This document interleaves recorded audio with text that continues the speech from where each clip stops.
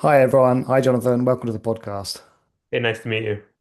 Brilliant. So we're here to talk about Zeitview and the solution you developed around monitoring solar installations. Why don't you kick us off with a bit of background to that? Cool. Yeah. So I'm Jonathan Lwowski. I lead the AI department at Zeitview. I've been at Zeitview for about 4 years, and both Connor and Isaac have worked with me at Zeitview for several years, a part of that. And I'll hand it over to Isaac to give his background. Thank you. Yeah, so I'm Isaac Corley. I actually don't work at Zite anymore, but I was able to help publish this paper and get it across the finish line. Hmm. But yeah, I was at Zite for about 4 years and pretty much built, along with Connor and John, the majority of all the ML models. Hmm. Um, One of which you see here, which is actually a pipeline of large ML models. But I have a PhD in electrical engineering from UTSA, and both John and Connor are also from UTSA as well Hmm. in PhDs. Brilliant. Connor? Cool. Yeah. Hi, I'm Conor Wallace. I'm a senior AI engineer at Zite View. I have been there for about 4 years with Jonathan and Isaac. Um, yeah, focusing in aerial inspections, remote sensing domains, things like that. Hmm. And yeah, like Isaac said, I'm finishing my PhD at UTSA, also in electrical engineering. Right. But yeah, excited to talk about some of the work we've done. Brilliant. Thank you for the intros, everyone. Jonathan, why don't you just tell us a bit more detail about what you've been up to at Zeitview then? Cool. Yeah, I'll start with a brief introduction of Zeitview, and then I'll kind of give a high-level overview of this model that we built. So here at Zeitview, we inspect high-value renewable energy infrastructure. This spans from solar to wind to utilities to commercial properties, along with utilities such as transmission lines. And at a high level, what we do, we have various methods of collecting data for all these different verticals. It could be drone, aircraft, it could be human taken with cameras, it could be ground robots. We have several ways to capture this data, and we own that piece as well. Hmm. And once that data is collected, we then will have to process that data to try to find out what's wrong with all those different infrastructures, pointing out what anomaly types there are, having severities, recommendations for maintenance, those types of things, so that our customers know what exactly in their portfolio has issues and be able to best prioritize their issues across their whole portfolio. Hmm. And typically, these asset owners will own infrastructure not just in one of those verticals. They'll own both solar and wind and properties. So they'll want to be able to have one consolidated maintenance plan that they can basically budget for across all their assets, not just individual assets in one vertical. Hmm. So with that being said, we one of the very first things we did a few years ago is what we called NAS, which is North American Solar Scan, where we scanned every solar site that was greater than 1 megawatt in North America. Hmm. And with that, we used aircraft where we went and flew every single site, collected all RGB and IR images of all those sites, stitched them into orthos. With those orthos, we were able to then train AI models to detect solar panels and anomalies on these panels so that we could scale analysis to find all the various issues. And there's several different issues, which I'll let Connor and Isaac kind of go into. Hmm. And then once we have all those issues identified, we can have our human review team actually review all the critical anomalies, confirm that they're correct. And then after that, we're able to assign health scores to all of the sites in North America. And this provided two benefits. One is if you are an asset owner, you can quickly get hey, I'm going to pay a cheap amount of money and I can get the health score for all my sites Hmm. because we've already flown those. And then if there is sites that have major issues, then we can pay additional money to go and figure out exactly what's wrong with each of those sites and get detailed reports. Hmm. Two, this also would serve as a marketing tool or a sales tool for our sales team where they can go and target key customers that have sites with issues and be like, hey, did you know that these issues existed on your site? If not, why don't you pay us to be able to give you more details into those sites? So, at a high level, that's what we did. But I'll pass it over to Connor just to go a little bit deeper into each of those sections. Thank you. Yeah, so like Jonathan alluded to, the main objective was to be able to localize and map out um, anomalies in a solar site given infrared thermal imagery. So this is at like really large scale, 10 square kilometer sites, so the largest sites in North America. Mm. So this pipeline had to be scalable. It also had to be accurate and robust. We wanted to maximize true positives and minimize false positives as much as possible. Mhm. And so to do that, we kind of have a multi-stage pipeline. The kind of core algorithm behind it all is based off of like a YOLO object detector that its main objective is to be able to detect these anomalies in the infrared imagery. But that's not enough, we found that the main objective is to be able to um, minimize false positives by kind of leveraging some of the like thermal features we see in the image. So we have a couple other models in that pipeline. We also have, and I can go ahead and pull up kind of a schematic of what that looks like. Uh, Quick one.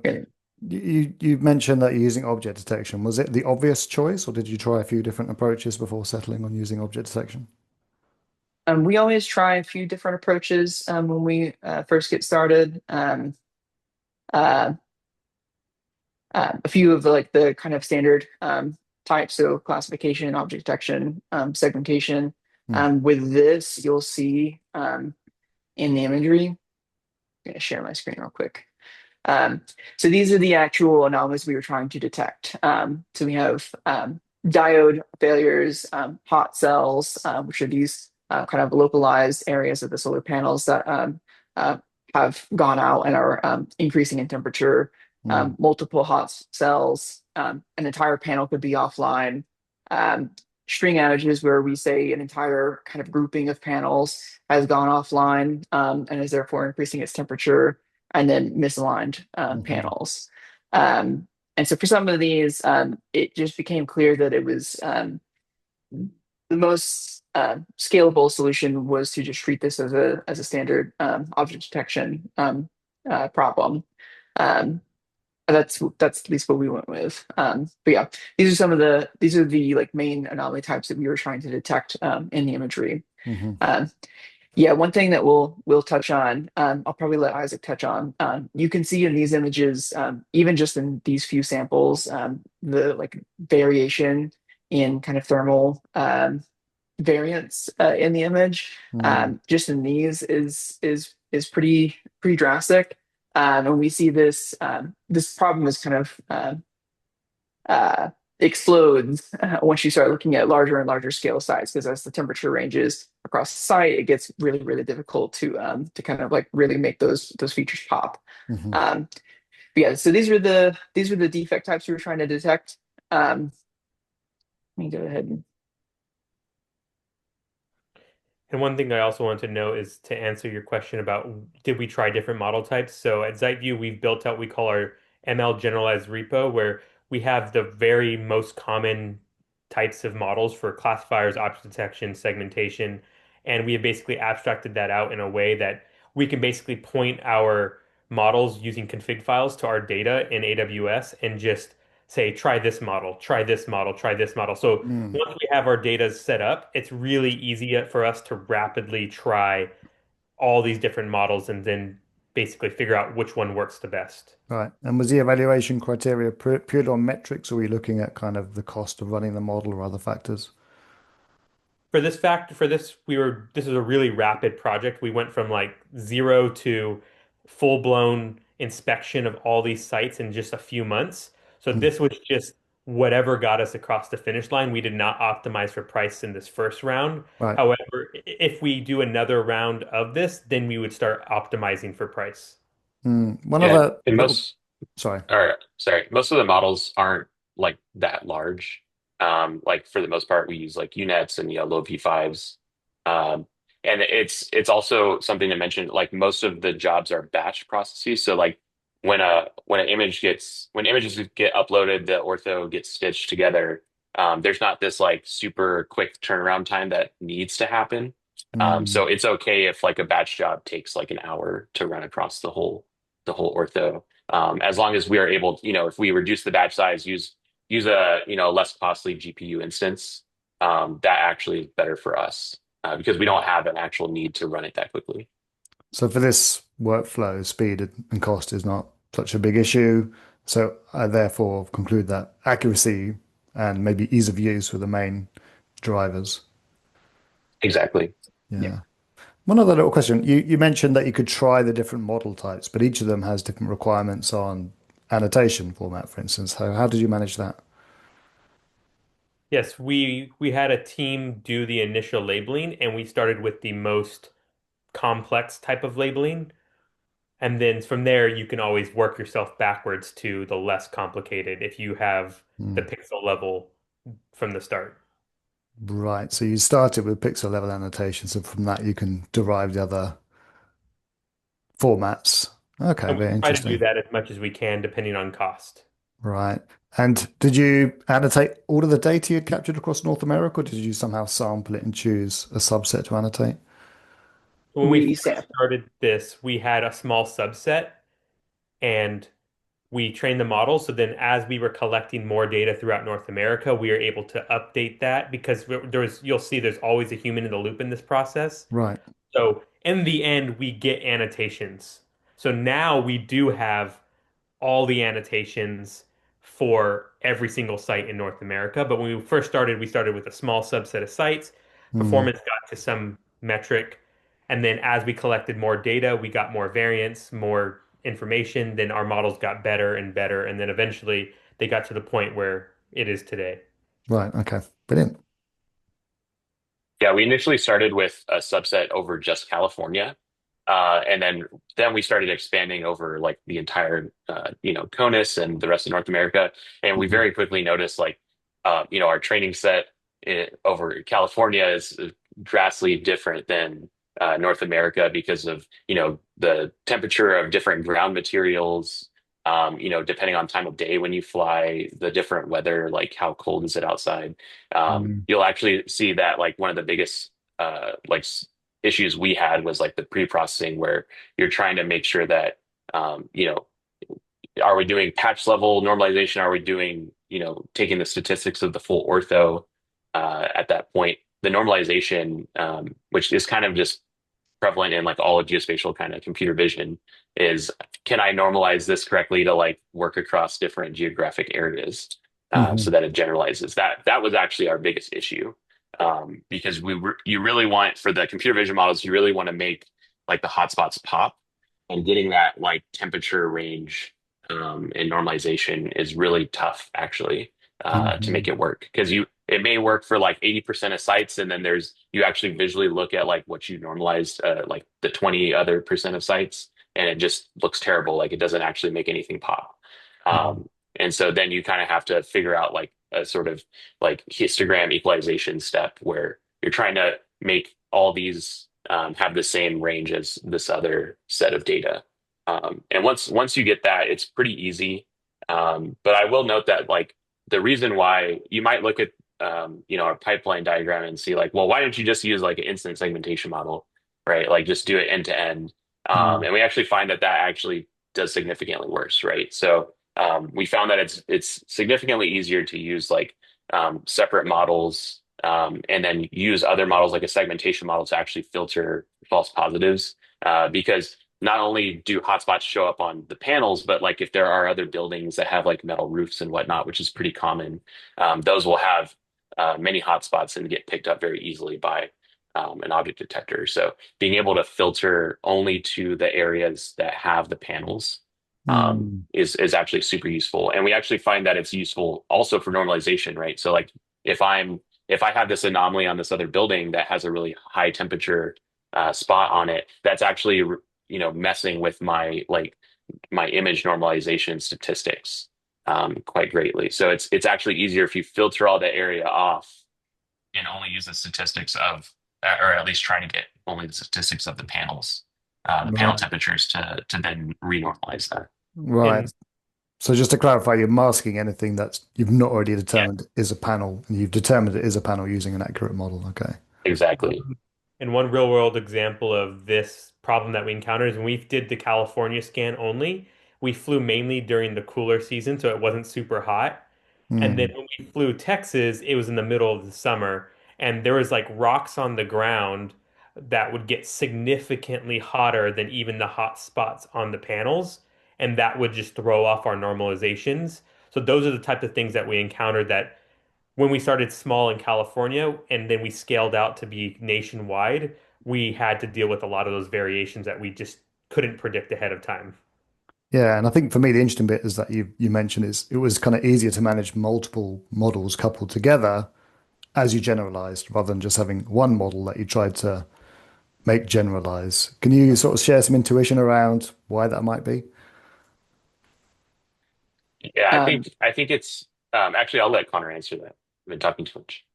but, I think we were probably both going to say the same thing, which is, uh, I mean, I think that's a common thing that you see throughout all of machine learning is if you are successfully able to decompose problem into more manageable sub problems, you're always kind of better off. You could always build out a bigger model and hope that it learns the correct features or learns to ignore like the hotspots that Jonathan was mentioning. But we find that it's more intuitive from a modeling standpoint that, like, let's say if you are trying to train an object detector to detect these hotspot anomalies, um, you want to just go ahead and remove any kind of biases so it can really hone in on the actual problem at hand, instead of having to learn that it needs to ignore kind of random hotspots in the image. So that's kind of the intuition, and that's why we have like this multi-stage approach, and we do that um, in kind of subsequent stages that build upon each other to kind of build out the final end product. I don't Right. know if Isaac wants to kind of build on top of that. No, that pretty much summarizes everything. It's you're trying to make the problem easier for each model in the pipeline by not making it have to do everything Mm. altogether. And I would say this is true for pretty much all AI, even like generative AI and coding agents. If you work with coding agents, you know if you just say, solve this really giant problem, the coding agent's going to struggle. You really have to be smart in how you break down problems. And I think that's really important when it comes to real world use cases because people typically are going to want to know this, how does it get from point A to point B and not just like, oh, it gets there. Like, so I think there is Mm. value in being able to explain how it's actually making those predictions. Yeah. And once you have this pipeline, presumably some parts have a much bigger impact than others, like an early pre-processing will affect the performance in all downstream tasks. So does that kind of guide where you also spend your energies in terms of doing R&D work? Can you Yeah, rephrase? absolutely. Yeah, so basically it lets us kind of figure out like based on metrics like what model is actually having issues with the generalization in particular, and it lets us kind of pinpoint and focus on those and like spending our time. Because Mm. obviously like you would think, oh, I have to retrain this model and then retrain this model and then retrain this model. And then I'm having all these updates and it becomes like too overwhelming than just having a single model. But Mm. we actually find that it tends to be that like one model is underperforming and we can just create more labeled data for that model in particular. Right. Okay. So you're continually evaluating all these different models and identifying where you need to sort of bump them up, basically. Exactly. And then another side benefit of doing this way is, from my experience, almost every product I've developed, breaking it into smaller, manageable models, there ends up being other downstream things that would want to use these submodels that maybe we don't necessarily think about, like panel detection. The UI might want to show where all the panels are. If we have done a straight end-to-end model, Mm. and then the product team was like, hey, we want to be able to draw all the panels on the UI so that we can do panel counts and things like that. Then we have to build that model anyway. So I find that like breaking it up into these manageable models then enables other downstream tasks to use those models as well. Hmm. Right. Got Yeah, it.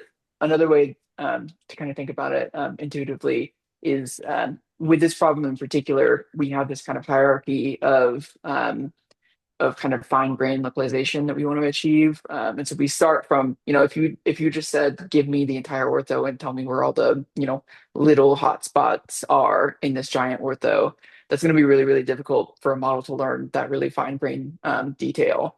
And so we basically like have this multi-stage pipeline where we basically zoom in like closer and closer and closer as the stage goes on. So we start with kind of a higher level semantic segmentation model that is like a more global model that is able to kind of reduce the feature space. And then we have this panel detection model that just identifies the panels themselves, the boundary of the panels. That is like a little bit more fine grained. And then finally is the actual like root of the problem, which is detecting Mm.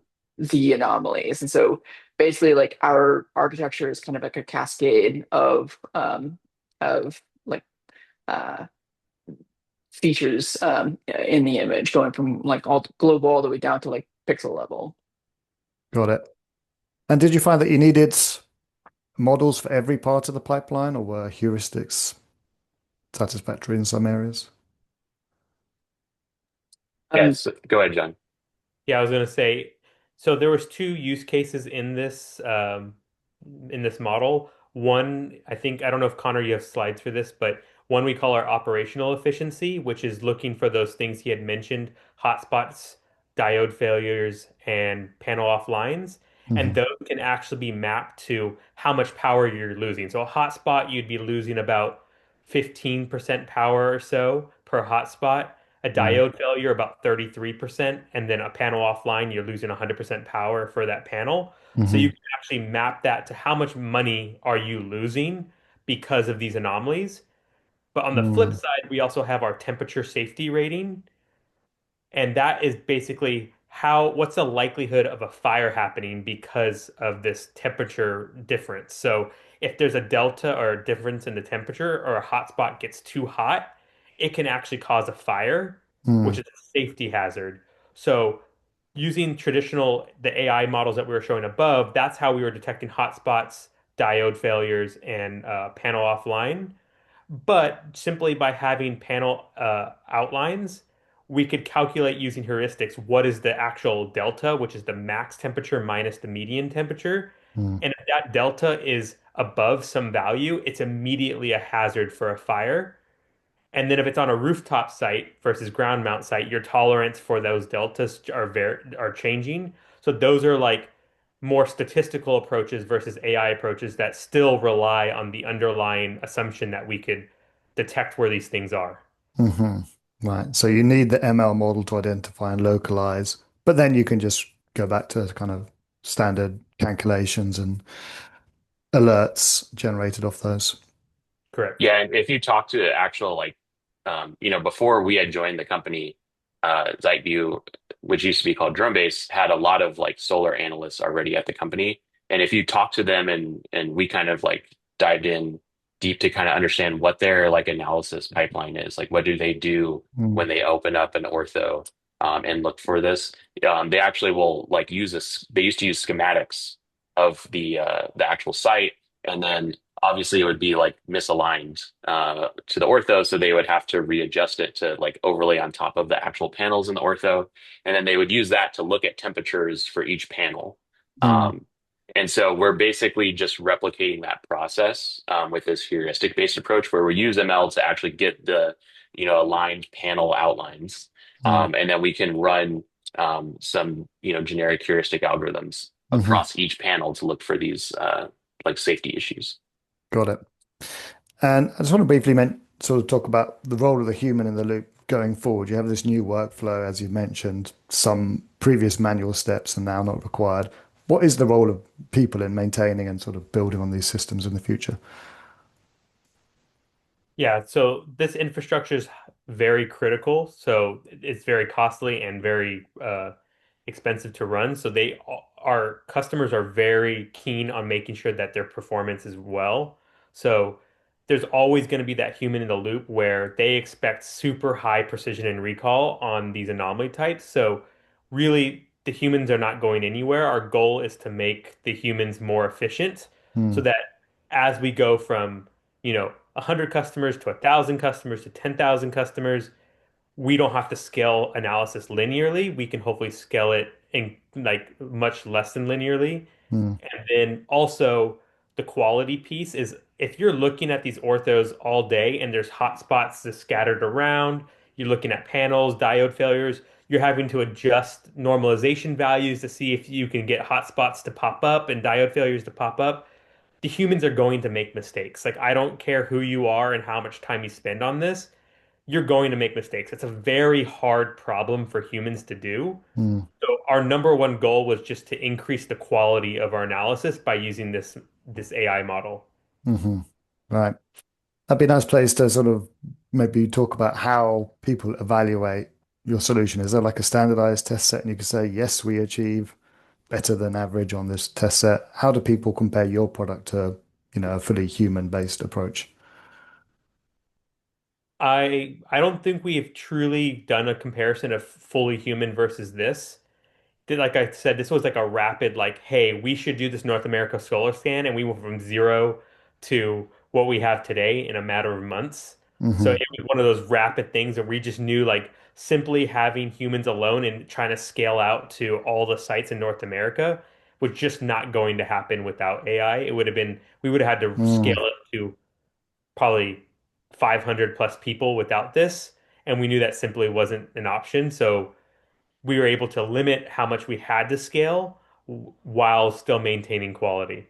hmm. Yeah, and we did do some benchmarks just to kind of prove the usefulness of this. So generally, what would happen is we would fly a site, we'd run our like our pipeline over it, and then we would have a human in the loop, you know, do it before, like with and without these extra predictions, and just time how long it takes, and it Mm, actually significantly increased the like turnaround time for the final like human reviewed version versus if they did it from scratch is significantly different. mm, But yeah, other than that, there's not really like open source benchmarks or anything. Mostly because high res drone imagery is generally like proprietary. Like you're mm, not going to be able to just find this online anywhere. hmm. So we definitely had to like create our own benchmarks. And because we already have human analysts, it helps us to just measure how much we are speeding up their workflow. Hmm. Brilliant. So obviously anybody can sort of say, okay, a human is now 3 times faster and kind of evaluate that in terms of their own sort of business cases. Brilliant. You're presenting this work. Is this for people in the industry? Is it academic? Where are you presenting it? Yeah, so it was already presented at CVPR at the Perception Beyond the Visual Spectrum workshop, Mm, the sister workshop to Earth Vision, which is focused a lot on like multispectral and thermal computer vision. And so yeah, that was already presented. These slides were presented by Conor hmm. at that workshop. Brilliant. And just curious, does this approach, is it kind of unusual? Do you see other people taking this approach in different domains? How does it stand out? I think a lot of like other companies don't really publish what they're doing, which was actually a huge like push for us at Zeitview is to try to publish our work that we're doing. Mostly because it's not really about the models, right? Like it's about gathering the necessary data to use. Mm, So really, if some other company was gonna like scoop our IP, they would have to basically replicate like this long process of scanning all of the large solar sites in North mm, America. Like if you notice, a lot of our models are nothing crazy. We didn't, we can try various architectures and stuff like that, but realistically, it comes down to like the data and how it generalizes across different geographic regions. And got one it. thing I'll say too is that here at Zeitview, we're really firm believers in the traditional AI models that have been used now for several years.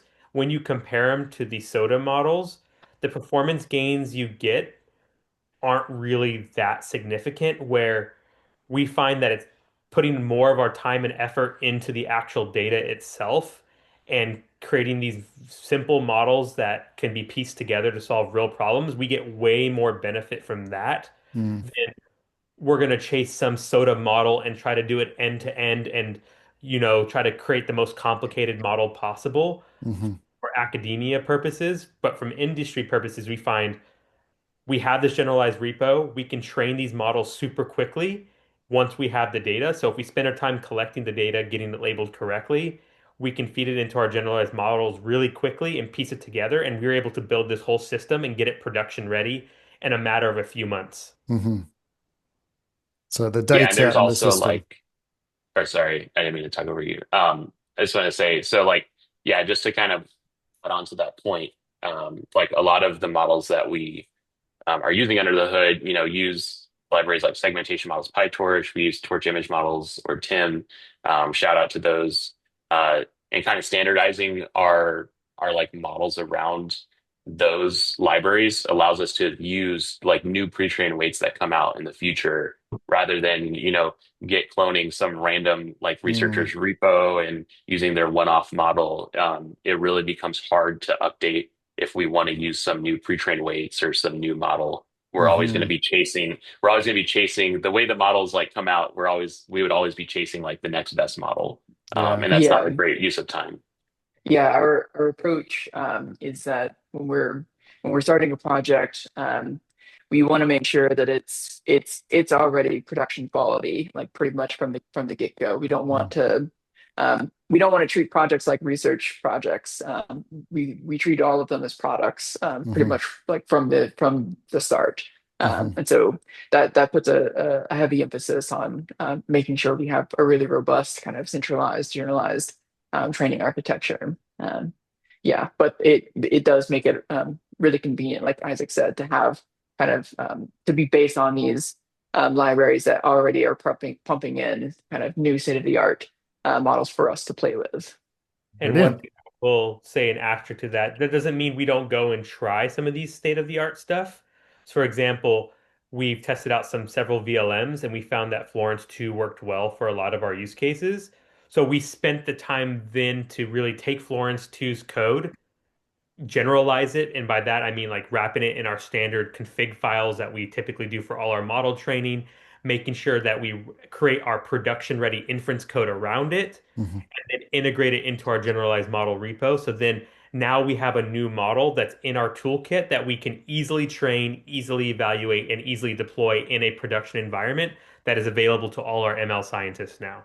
So Yeah. we kind of have this like, if there is something SOTA we want to try, we kind of do a quick proof of concept on some ideas. And if it seems promising, then we spend the time to make it production ready and fit into our generic training repo. Hmm. Brilliant. And that pipeline is ready to go for the next task. Is it what, wind farms? Something else? Yep. So if we had a new task tomorrow that we thought Florence 2 is the best option, we can now just point it at the data and say Florence2.train. And if it works, then we can deploy it and it's quickly from training to evaluation to deployment in a matter of weeks rather than Hmm. if we had some random GitHub repo, then we would have to like convert that to inference code, and then you go through that whole bug smashing process of trying to get inference code working properly at scale. So we really are pretty strict about like we have to move it into the ML generalized repo before we are committing to make it production ready. Hmm. Brilliant. Well, congratulations to the team on the development, and I think it's a really exciting looking solution. If people want to follow along the updates from Zeitview, where's the best place? LinkedIn is probably the best place. So Zeitview posts quite a bit on LinkedIn, and then I think all three of us are also active on LinkedIn. So typically anything Zeitview related and AI related, we post about. Brilliant. Okay, LinkedIn's the place. Thanks again for joining me, and see you next time. Thanks, Robin. Thank Thanks, you. Robin.